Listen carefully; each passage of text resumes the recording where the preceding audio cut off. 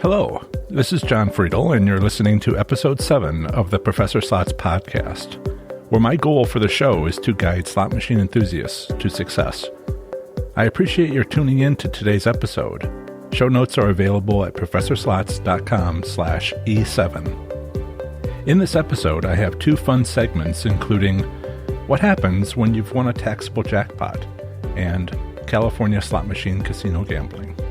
John Friedel from the Professor Slots blog reveals all his slot machine casino gambling strategies, as well as tips and tricks for thriving in the casino environment. Choose winning slot machines and identify your gambling goals.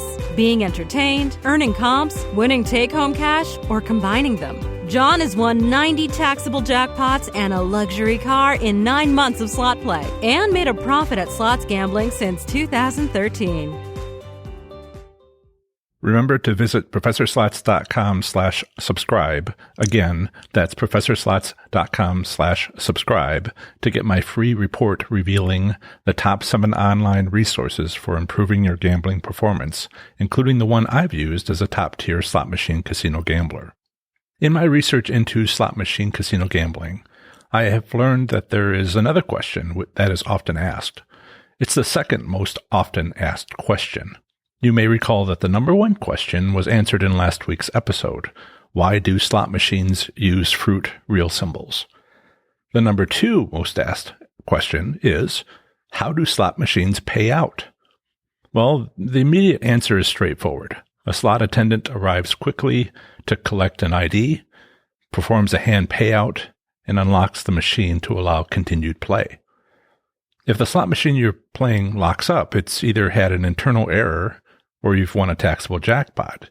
Either way, a slot attendant will show up shortly to help. For goodness sake, don't walk away until you know which. But let's make sure we start at the beginning.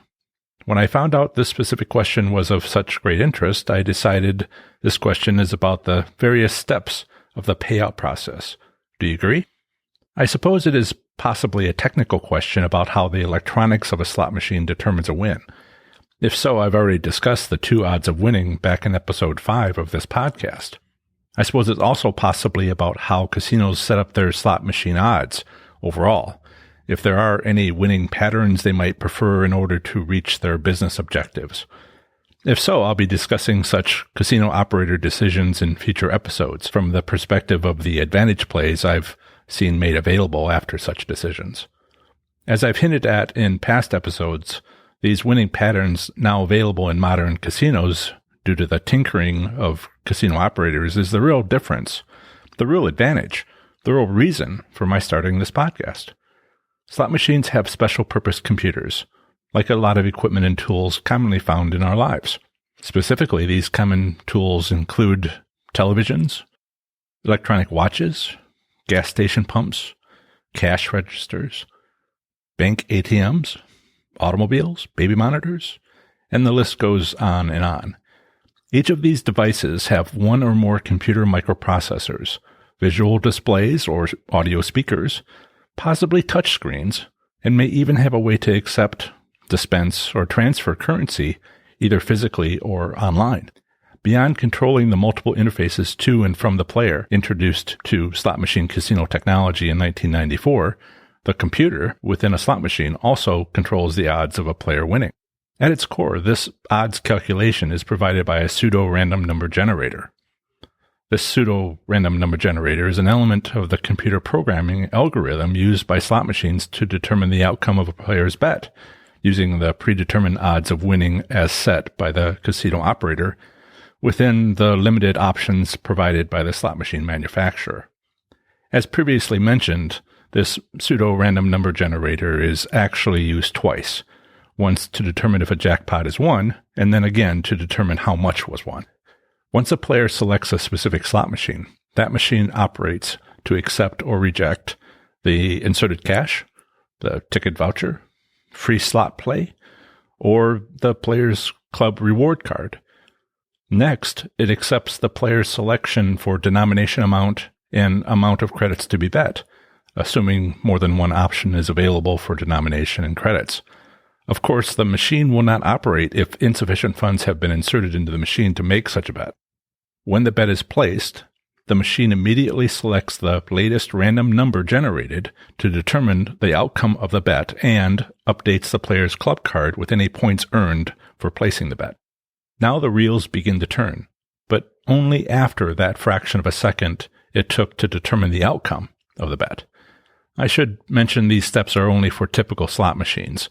Skill-based slot machines, like those found in some states, where players select which reels to spin for the second of 2 rounds, wait for that selection before determining the next random outcome.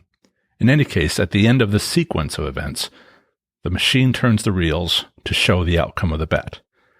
Let's walk through this typical sequence in a little more detail to make sure we understand each step taken by both the player, slot machine, and any casino personnel. From the player's point of view, they select a specific machine, insert money in the form of cash, ticket voucher, player's club card bank, or free slot play. They choose from the denominations available.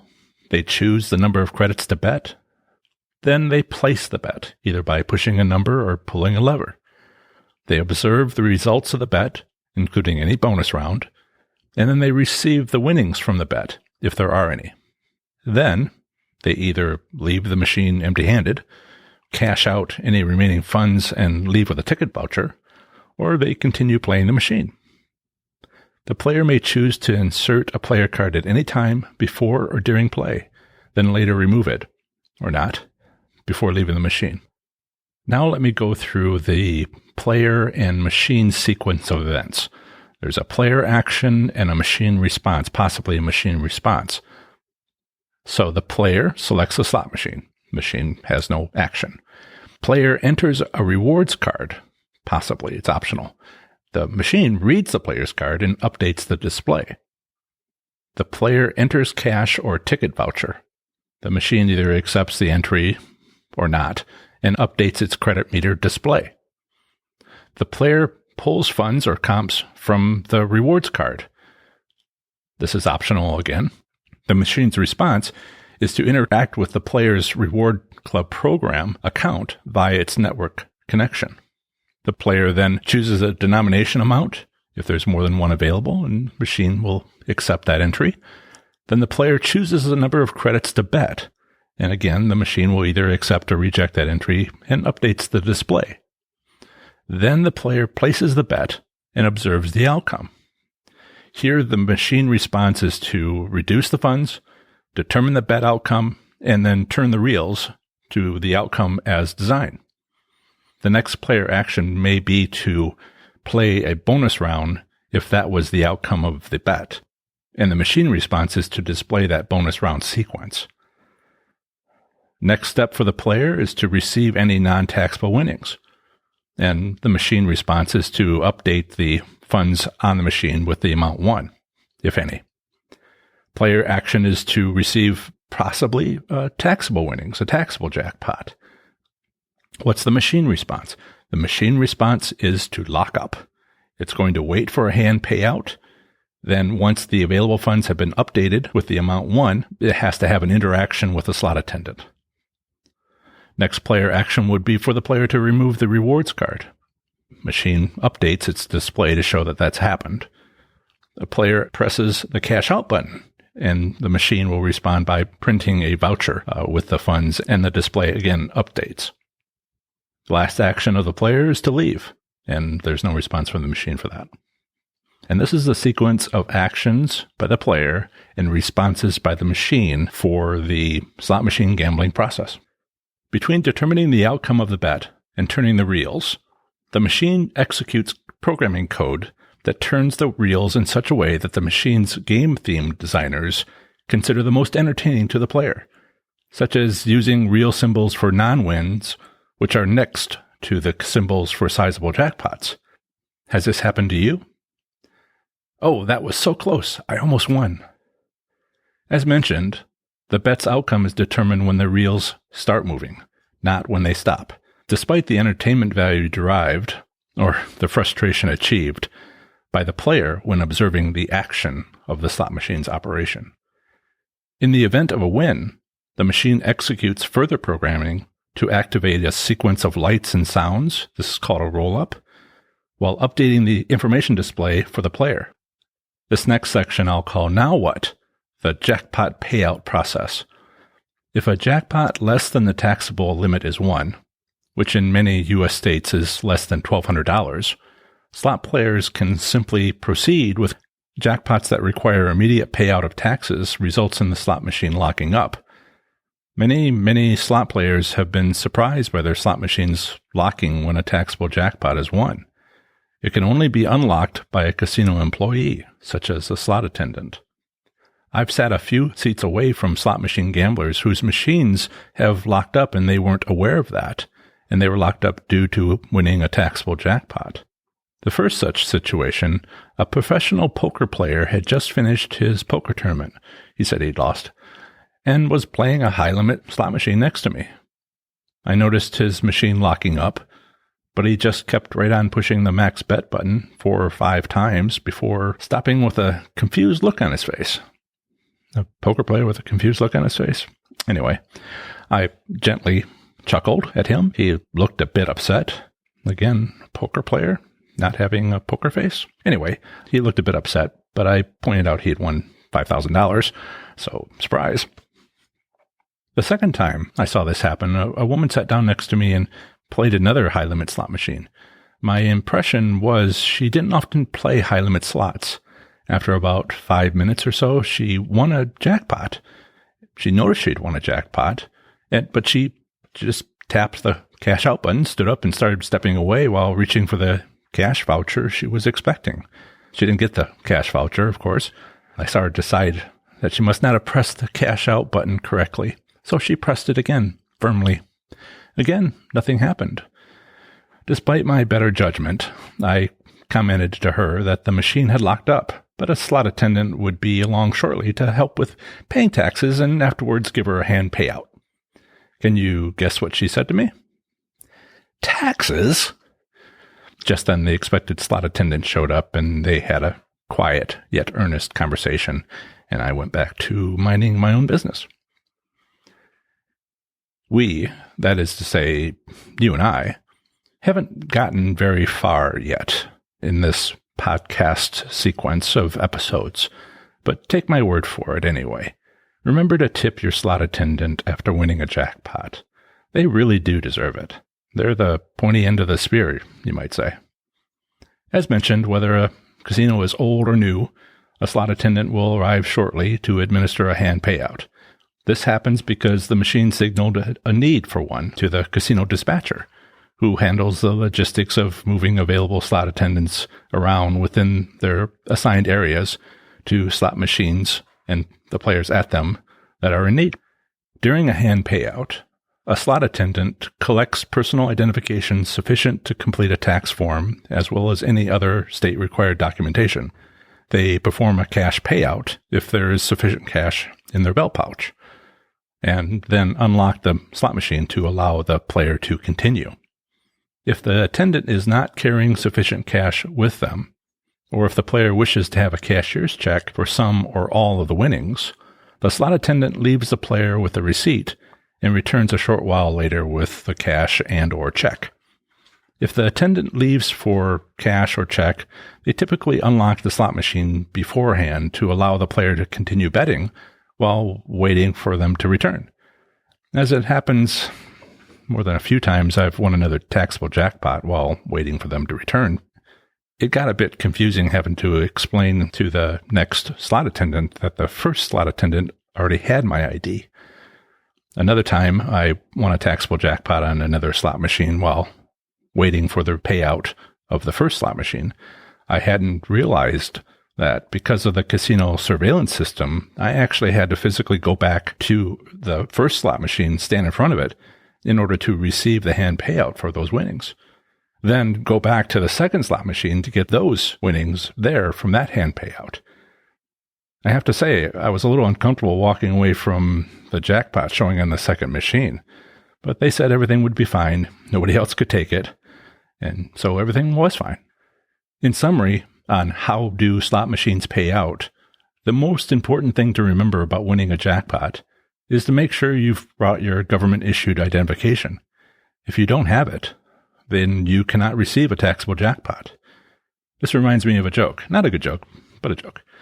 There is exactly one way to not pay taxes on a taxable jackpot. You want to know how? Don't accept the jackpot. And no, your friend sitting next to you cannot claim your jackpot for you, whether you don't have an ID or otherwise. The eye in the ceiling, the surveillance of the casino, knows it's your winnings and not somebody else's.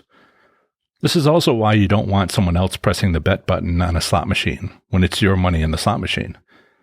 The taxable jackpot belongs to whomever presses the bet button, not whose money it is in the machine. This has stood up recently in an Atlantic City court. The second thing to be aware of is what is or is not a taxable jackpot. It is my understanding that federal taxes on jackpots of $1,200 or more are optional. However, whether there are any state income taxes on jackpots of $1,200 or more entirely depends on the specific state. If there are income taxes, they typically are not optional. The same is true if the casino where the jackpot is won is located within a municipality having local taxes. If a machine locks up, it's either had an error, such as being out of paper or some other kind of internal fault, or you've won a taxable jackpot. Either way, a slot attendant will show up shortly to help. For goodness sake, don't walk away until you know which it is. Much of this segment is about the process of winning large taxable jackpots.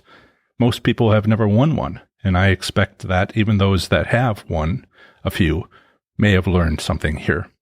I've won only 110 taxable jackpots in my life so far, but I've learned from a few different circumstances, which I hope are valuable to most of you. There are slot enthusiasts that win 200 to 300 taxable jackpots per year. I've met them. If any are listening, or if anyone has won under unusual circumstances, please tweet it on my Twitter account at Professor Slots, or comment in the show notes at professorslots.com/E7.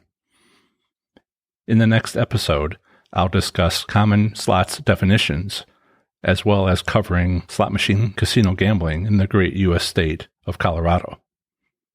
Show notes for this episode are available on my website at professorslots.com/E7, where you'll find subscribe buttons for Apple Podcasts, as well as a nifty link for Android users, plus much more. Follow me, John Friedel, on Twitter at Professor Slots. Again, show notes for this episode can be found on my website at professorslots.com/E7. So let's talk about California slot machine casino gambling. Somewhat surprisingly, California has the second largest number of casinos of any U.S. state, second only to Nevada. There are currently 170 casinos and parimutuel facilities contributing to California slot machine casino gambling. All of these casinos are on Native American reservations. As these reservations are generally found in out-of-the-way locations, so too are the casinos. Consequently, due to the sufficient land being available when it might not otherwise be available off reservations, this has contributed to many of these casinos also having golf courses. At last count, within the last year, there was a total of 81,667 slots and gaming machines, as well as 3,006 table games available at California casinos. Traditional craps and roulette are not allowed, although card-based versions of these games can legally be offered. As blackjack is also illegal, the game is instead played to 22, which is legal to play. The minimum gambling ages varies from 18 to 21, depending upon the specific casino. Specifically, if a casino serves alcohol, the minimum gambling age is 21. If the casino doesn't serve alcohol, it's 18. Indian tribes in California are not required to release their slot machine payback percentages. Further, the state does not legally require any minimum payback percentages. Consequently, in this state, it is impossible to determine via public reporting which casinos have the best odds of winning. Personal ownership of slot machines 25 years old or older is legally allowed in California. Next, let's talk about the State Gaming Commission. Prior to 1984, gambling was unregulated in California. In 1984, the Attorney General was authorized by the Gaming Registration Act to perform uniform minimum regulations of California card rooms. However, the Attorney General had little authority and less funding. In 1997, the state established the California Gambling Control Commission. In 2000, voters passed a state constitutional amendment allowing casino-style gambling on Native American land via tribal state gaming compacts. In 2007, the Attorney General's Gambling Division was redefined as a bureau. As a result of these 30-plus years of developments, California currently has a Bureau of Gambling Control under the state's Department of Justice and has its California Gambling Control Commission. The Bureau ensures the integrity of gambling in California. They ensure that gambling is conducted honestly, competitively, and free from criminal and corruptive elements. The Bureau works with the Commission to regulate the gambling industry. There is limited financial reports available on the Commission's website, and no information available with regards to limits for or past reports on payback percentages. There is a single line item called Tribal Gaming Revenues, providing monthly revenues for the year. The list of all casinos in California is updated by the state's California Gambling Control Commission on their website at www.cgcc.ca.gov.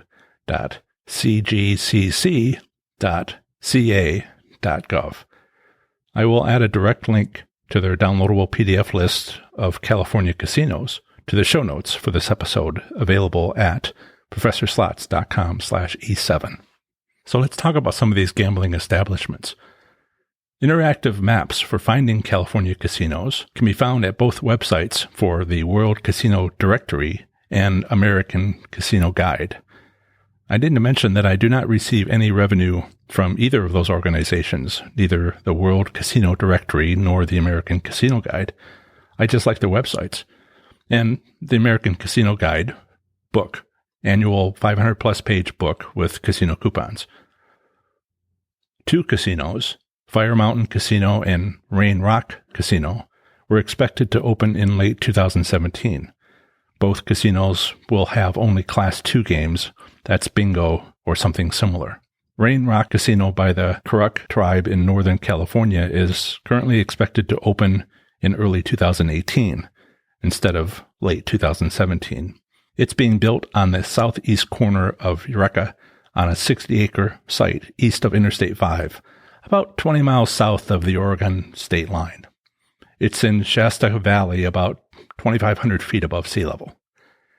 After more than a decade of delays, completion of Fire Mountain Casino has been delayed again until at least late 2018. It is to be located a few miles south of Marysville, or approximately 30 miles north of Sacramento. Pechanga Resort Casino is California's largest casino, having 3,800 gaming machines and 132 table games, located in Temecula, 90 miles southeast of Los Angeles. San Miguel Indian Bingo and Casino is California's second largest casino, with 3,400 gaming machines and 125 table games. It is located near San Bernardino, 60 miles east of Los Angeles. Los Angeles alone has 9 casinos. In summary, California slot machine casino gambling includes the second largest number of casinos of any U.S. state, second only to Nevada. There are currently 170 casinos and parimutuels, all located on relatively remote Native American reservations. The minimum gambling age is 21 if alcohol is served at the casino, otherwise it's 18. Indian tribes in California are not required to release their slot machine payout percentages. Furthermore, the state does not require a minimum payback percentage. Part 1 of the next episode of the Professor Slots podcast is Common Slots Definitions. I'll have an introduction, and then I'll talk about 2 sets of terms. The first will be 18 common slots definitions currently in use, and then I'll talk about 5 more important historical but obsolete slots definitions. And then I have a summary.